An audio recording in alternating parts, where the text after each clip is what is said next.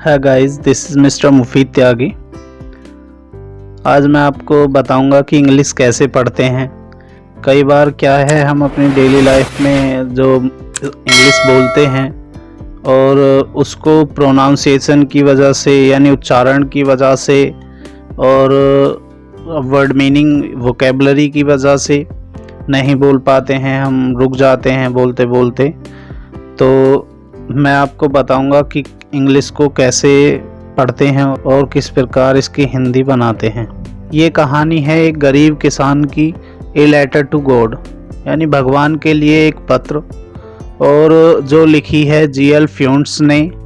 The house, घर, the only one in the entire valley, केवल अकेला उस पूरी घाटी में, वैली घाटी, एंटायर पूरी, सेट ऑन द क्रेस्ट जो स्थित था, ऑफ ए लो हिल एक निचली पहाड़ी पर, हिल पहाड़ी, लो निचली। From this height one could see the river, from this height यानी इस ऊंचाई से, वन कुड सी कोई देख सकता था, द रिवर नदी, एंड द फील्ड्स खेतों को, ऑफ राइप कॉर्न, कॉर्न फसल, राइप पकी हुई, यानी खेतों को जो फसल से पके हुए थे, डॉटेड विद द फ्लावर्स और फूलों से भरे हुए थे, दैट जो ऑलवेज प्रोमिस्ड जो वादा करते थे हमेशा,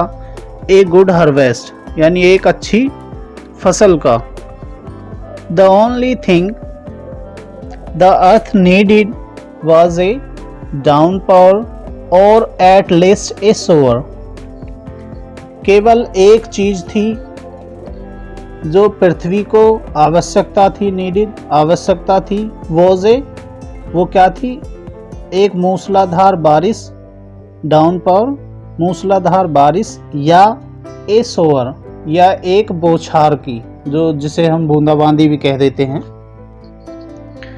throughout the morning, next line, throughout the morning Lencho, सुबह के दौरान, Lencho who knew his fields जो जानता था अपने खेतों को, इंटीमेटली यानी पूर्ण रूप से, अच्छी तरह से, हैड डन नथिंग कुछ नहीं किया, else but seen the sky इसके अलावा यानी आसमान को देखने के अलावा कुछ नहीं किया, टुवर्ड्स किसकी तरफ, नॉर्थ ईस्ट की तरफ, नॉर्थ ईस्ट की तरफ आकाश को देखने के अलावा कुछ नहीं किया।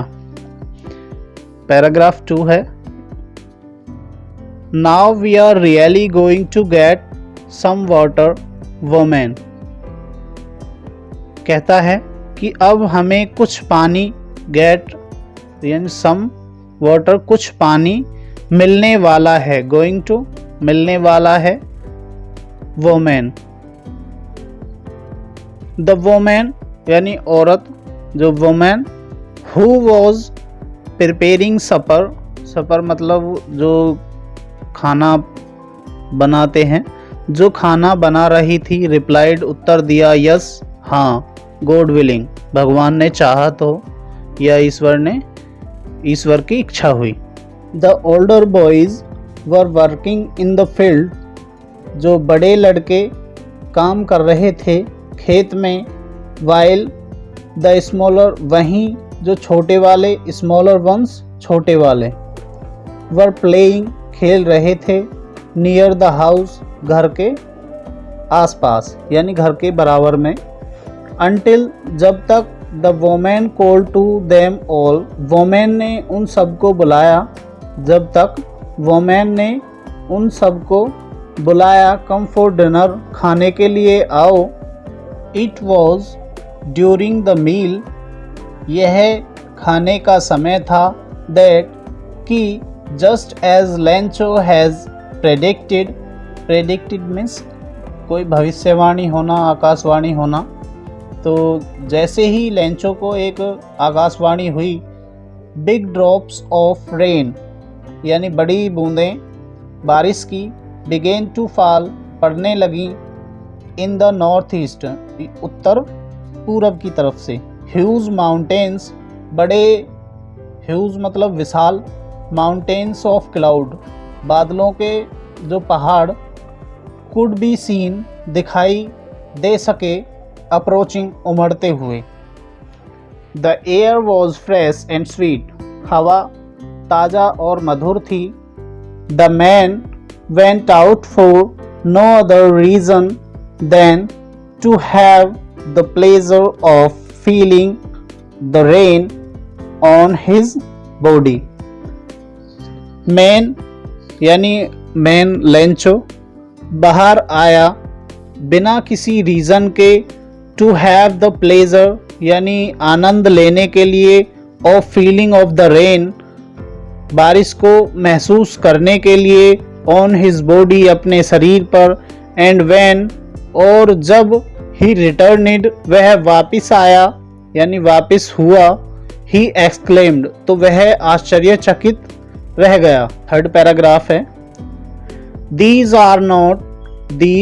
aren't raindrops falling from the sky, ये कोई बारिश की बूंदें नहीं हैं जो आसमान से पड़ रही हैं। They are new coins, ये नए सिक्के हैं। The big drops are 10 cent pieces, जो बड़ी बूंदें हैं वो 10 पैसे के सिक्के की तरह हैं। And the little ones are 5, और जो छोटी वाली बूंदें हैं वो 5 के सिक्के की तरह हैं। फोर्थ पैराग्राफ है, विद ए सेटिस्फाइड एक्सप्रेशंस यानी एक संतुष्ट भाव से, ही रिगार्डेड उसने ध्यान से देखा, रिगार्डेड मतलब ध्यान से देखना, the field of ripe corn पके हुए खेतों की तरफ, विद इट्स फ्लावर और उसके फूलों की तरफ, draped in A curtain of rain जो बारिश के आवरण में लिपटे हुए थे। कर्टेन यानी उसके आवरण में जो बारिश में लिपटे हुए थे। बट लेकिन suddenly a strong wind began to blow, लेकिन अचानक से एक तेज हवा बहने लगी यानी चलने लगी। बिगेन टू शुरू हो गई या बहने लगी, चलने लगी।